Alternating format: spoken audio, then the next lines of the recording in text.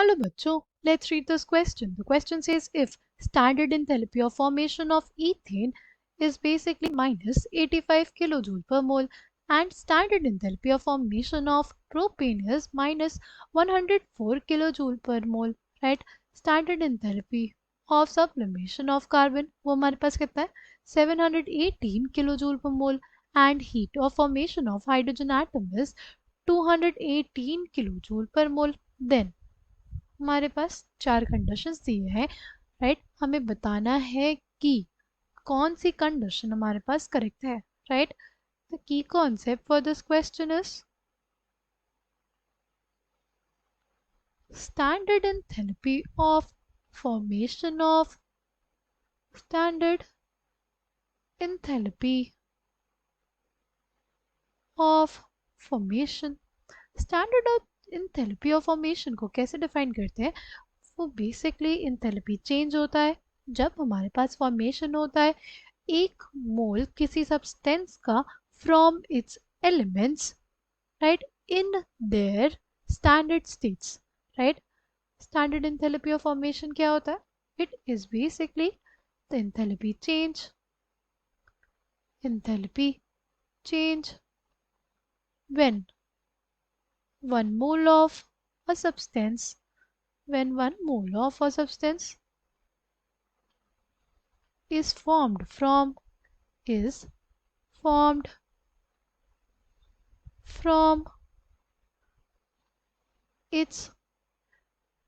elements in their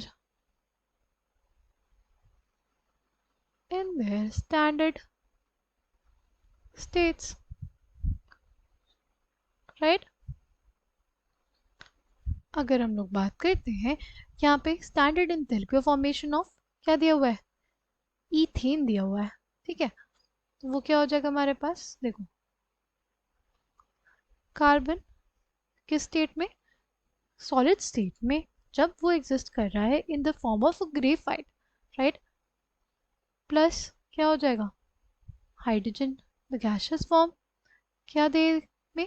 C2H6 1 mole of C2H6 gaseous, right? बस 2 carbon atoms होने चाहिए और 3 हाइड्रोजन मॉलिक्यूल्स होने चाहिए. अब ये हमारे पास आ गई ना एक बैलेंस रिएक्शन. ये है हमारे पास जो भी इंथैल्पी चेंज आएगा इसमें वो कहलाता है standard enthalpy of formation of ethane, ठीक? अब अगर बात करते हैं नेक्स्ट हमारे पास दिया standard enthalpy of formation of propane. वो क्या हो जाएगा? वो बेसिकली हमारे पास हो जाएगा C3H8, ठीक? तो यहाँ पे क्या हो जाएगा?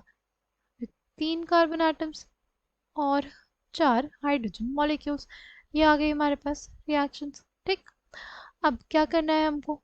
अब हमें दिया हुआ है standard enthalpy of sublimation for carbon, ठीक? Standard enthalpy of sublimation of carbon वो कितना दिया हुआ है हमें? It has been given as 718 kilojoule per mole, ठीक? और अगर हम लोग बात करते हैं फॉर्मेशन ऑफ हाइड्रोजन एटम की, फॉर्मेशन ऑफ हाइड्रोजन एटम की, राइट? उसके लिए डेल्टा H नॉट कितना दिया हुआ है? वो दिया हुआ है 218 किलो जूल्स पर मोल. ये मैं हाफ मोल ऑफ H2 के लिए दिया होगा. अगर एक मोल H2 गैसेस रहेगा तो हमें उससे मिलेंगे 2 हाइड्रोजन एटम्स और जो डेल्टा H नॉट हो जाएगा वो क्या हो जाएगा? वो हो जाएगा 218 इंटू 2, राइट? क्योंकि एक हाइड्रोजन एटम के बनने के लिए क्या था? 218 किलो जूल पर मोल और 2 हाइड्रोजन एटम्स बनेंगे तो क्या हो जाएगा? वो हो जाएगा हमारे पास 436 किलो जूल्स, राइट? अब ये हमसे क्वेश्चन में भी पूछा था कि बॉन्ड एंथैल्पी क्या होगी? Bond energy for hydrogen hydrogen bond is 436. ये देखो हमने यहाँ पे कैलकुलेट कर लिया ना बॉन्ड एनर्जी, यानी एक मोल हाइड्रोजन हाइड्रोजन बॉन्ड को अगर हम लोग ब्रेक करेंगे तो हमें कितनी एनर्जी मिलेगी? 436 किलो जूल्स एनर्जी मिलेगी, राइट? तो जो हमारा ऑप्शन सी था वो क्या हो जाएगा, करेक्ट हो जाएगा। ऑप्शन डी हमारा गलत हो जाएगा। राइट, 1 मोल हाइड्रोजन हाइड्रोजन बॉन्ड को तोड़ने के लिए हमें चाहिए 436 kilo joule of energy. Right, अगर बात करते हैं enthalpy of formation of C2H6 की, right, enthalpy of formation of C2H6, right, वो कैसे देखेंगे। C2H6 बेसिकली हमारे पास तब बना होगा जब दो कार्बन एटम्स ने रिएक्ट किया होगा 6 हाइड्रोजन एटम्स के साथ। राइट, नाउ इसके लिए अगर एंथैल्पी ऑफ फॉर्मेशन लिखना हो तो क्या हो जाएगा, वो बेसिकली हमारे पास हो जाएगा कितना, वो हमारे पास हो जाएगा डेल्टा एच। राइट, कार्बन बनेगा from solid to gaseous state. Right, यहाँ पे हमने देखा था कि एक कार्बन एटम के लिए एनर्जी कितनी लगती है, जो हमारे पास एंथैल्पी ऑफ सब्लिमेशन होती है वो 718 जूल किलो जूल पर मोल होती है। राइट, यहाँ पे हमें दो कार्बन एटम के लिए चाहिए, इसलिए हो जाएगा क्या, 2 × डेल्टा एच, यानी enthalpy of sublimation of carbon plus क्या हो जाएगा, enthalpy of atomisation of hydrogen. Right, अगर एक मोल हाइड्रोजन मॉलिक्यूल्स होंगे तो लगती है कितनी, 436 किलो जूल्स पर एनर्जी।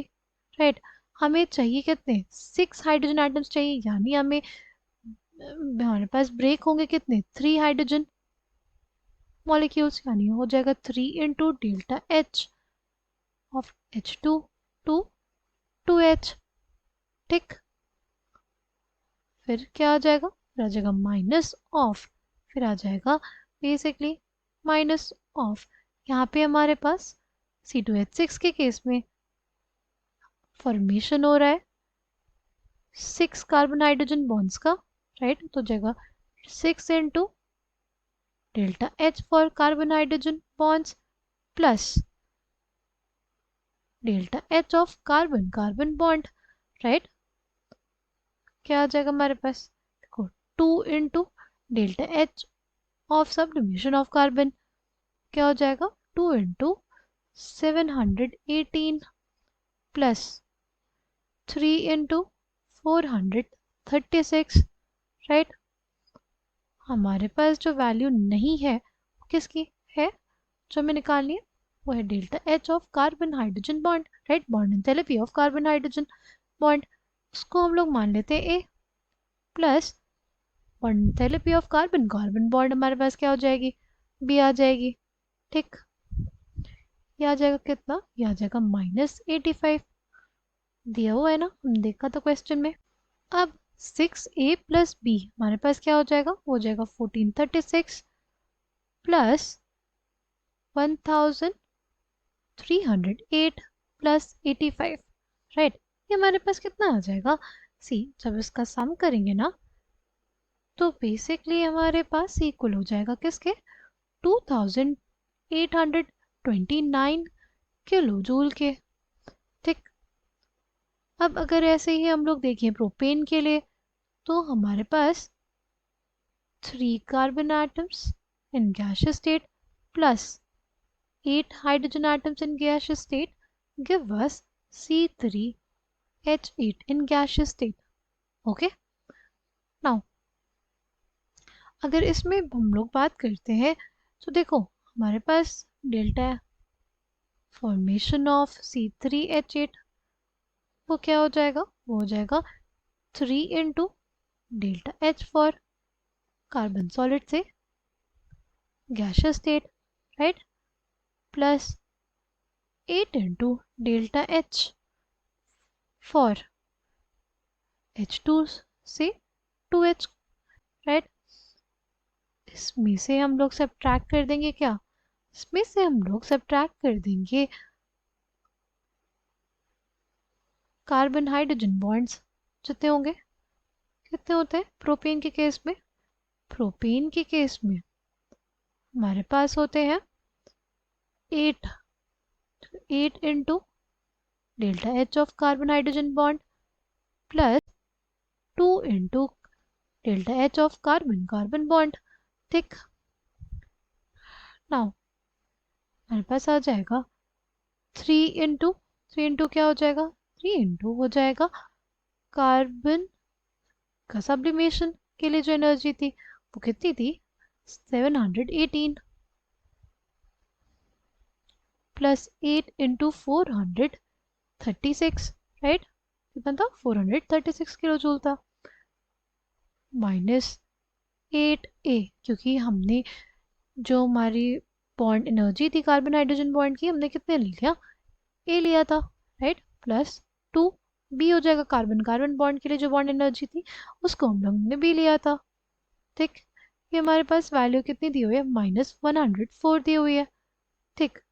अब हमें निकालना है 8a plus 2b, 8a plus 2b हमारे पास कितना आ जाएगा, this will basically come out to be 4002, कितना आ जाएगा 4002, तो इसको बोलेंगे इक्वेशन सेकंड, जो हमारे पास पहले बनी थी उसको बोलेंगे इक्वेशन फर्स्ट, राइट। तो हमारे पास दोनों इक्वेशंस को लिख लेते हैं, हमारे पास है 6a plus b gives us 2829, right. Next equation क्या थी, 8a प्लस 2b, इसको लिख लेते हैं, 8a plus 2b is equals to 4002, right. जो हमारे पास पहली इक्वेशन थी उसको क्या करें, उसको 2 से मल्टीप्लाई कर देते हैं, उसको लिख लेते हैं मल्टीप्लाइंग इक्वेशन 1 बाय 2, क्या आ जाएगा हमारे पास, ये आ जाएगा 12a plus 2b is equals to 5658, जो सेकेंड इक्वेशन है उसको एज इट इज लिख देते हैं, राइट। अब इन दोनों को क्या करें, इन दोनों को सब्ट्रैक्ट कर देते हैं, इन दोनों को सब्ट्रैक्ट कर देते हैं, राइट। हमारे पास क्या आ जाएगा, 4a is basically equals to 1656, a कितना आ जाएगा हमारे पास 1656 बाय 4, आ जाएगा 414 किलो जूल। ये बेसिकली है क्या हमारे पास, delta H of carbon hydrogen bond, कितना 414 किलो जूल्स, राइट। तो हमने देखा था delta H of carbon hydrogen bond कितना 414 किलो जूल्स, ये ऑप्शन भी करेक्ट है, ऑप्शन सी भी करेक्ट है। अगर बात करें ऑप्शन ए की, तो वो हमें कैसे पता चलेगा, वो हमें तब पता चलेगा जब जो हम ए की वैल्यू है वो डाल दें हम अपनी फर्स्ट इक्वेशन में, हमारे पास है 6 इंटू ए कितना 414 plus B is equal to 2829, ठीक। हमारे पास बी की वैल्यू कितनी आ जाएगी, बी की वैल्यू आ जाएगी 2829 minus 2484, this will come out to be 345 kilo joules, right. B की वैल्यू कितनी आ गई 345 किलो जूल्स, ये हम डेल्टा एच है कार्बन कार्बन सिंगल बॉन्ड के लिए, तो वो हमारे पास क्या आ जाएगा 345 किलो जूल्स पर मोल, राइट। अगर बात करते हैं क्वेश्चन की, तो हमारे पास ये दिया होता delta H of carbon carbon bond 345 kilo joules, तो इसमें से कौन कौन से ऑप्शंस करेक्ट हो जाएंगे, option A, option B and option C. I hope you understood it well, thank you, all the best.